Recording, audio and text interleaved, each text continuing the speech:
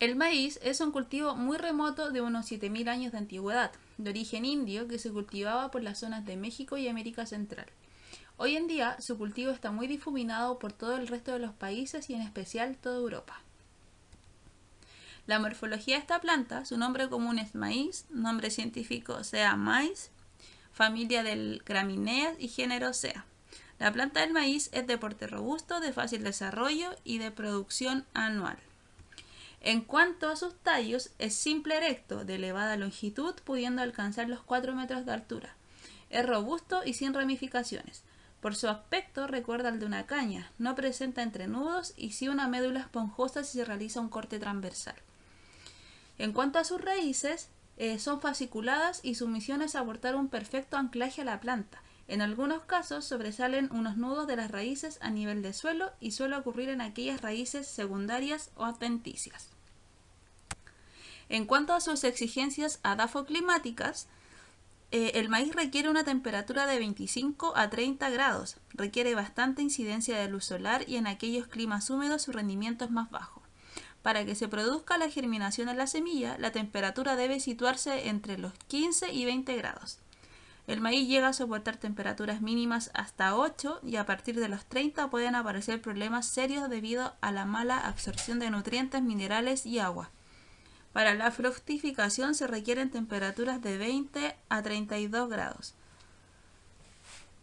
La pluviometría en aguas en forma de lluvia son muy necesarias en periodos de crecimiento en unos contenidos de 40 a 65 centímetros. Sus riegos.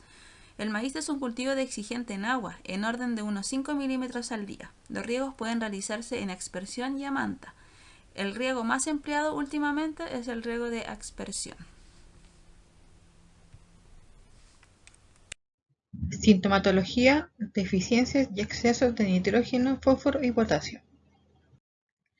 El nitrógeno es esencial para la formación y desarrollo de los tejidos de las plantas. Una deficiencia de nitrógeno en el maíz se presenta con un amarillamiento de las hojas, de la cual comienza con las hojas más viejas de la planta, de tal modo que la planta no crece, aunque puede llegar a florecer. Si la planta de maíz carece de nitrógeno, obtendremos mazorcas pequeñas y los granos de la punta no lograrán llenarse o engordar. Un exceso de nitrógeno en el cultivo produce un crecimiento exagerado. Las plantas crecen débiles y con tejidos tiernos. Se vuelven propensas a plagas y enfermedades y a otros daños que son causados por el clima, como por ejemplo el viento, la lluvia, los granizos, entre otros. La deficiencia de fósforo lo que producen las plantas que quedan de tamaño pequeño con sus hojas de color verde oscuro. Los bordes, nervaduras y pecíolos de las hojas presentan tonos púrpuras que se pueden extender al resto de las hojas. Las hojas más viejas son las primeras en verse afectadas. La decoloración rojiza suele presentarse en plantas jóvenes. La falta de fósforo interfiere en la polinización y llenado de los granos. Obtendremos mazorcas pequeñas y dobladas con granos poco desarrollados. Un exceso de fósforo provoca un mayor desarrollo de raíces en comparación al desarrollo de las hojas e interfiere en la asimilación de nutrientes como por ejemplo el zinc, calcio, cobre, hierro, etc. La deficiencia de potasio en el maíz hace que la hoja tenga un aspecto de hoja quemada o secándose en las puntas y en la orilla de las hojas más bajas tenemos hojas con orillas necróticas. Su falta se evidencia en las mazorcas por el poco llenado de las puntas y los granos flojos. También tenemos plantas susceptibles de ataque de hongos. Y lo que hace un exceso de potasio es que interfiere en la absorción de captación de cationes como por ejemplo el calcio y el magnesio. Requerimientos nutricionales del maíz. Nitrógeno. Se requiere en cantidades grandes e influye en maximizar el crecimiento en materia seca y cosecha. Si se cultiva el maíz para ensilaje o como mezcla de mazorcas, la remoción del nitrógeno será igual. Aplicaciones fraccionadas funcionan mejor, sobre todo en suelos ligeros, para mantener una buena disponibilidad de nitrógeno. Demasiado nitrógeno en etapas tardías puede resultar en encamado y crecimiento tardío excesivo. Fósforo, un elemento que solo se requiere en cantidades pequeñas. Es impredecible durante las etapas tempranas de desarrollo para asegurar el desarrollo de una buena raigambre y para impulsar el desarrollo de brotes y follaje. Las plantas absorben aproximadamente 85 kilogramos. Potasio.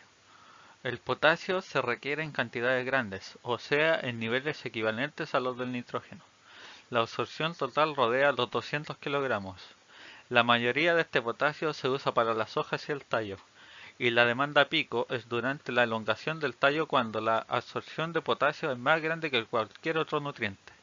Como resultado, cantidades significativas de potasio se encuentran en el rastrojo y se remueve cuando toda la planta se usa para ensilaje, mientras se requieren cantidades menores de nutrientes secundarios, entre 25 a 50 kilogramos, para un rendimiento de 7 toneladas de maíz. El suministro de calcio, magnesio y azufre es importante para mantener una buena cosecha. A continuación, las tablas de requerimientos nutricionales del maíz.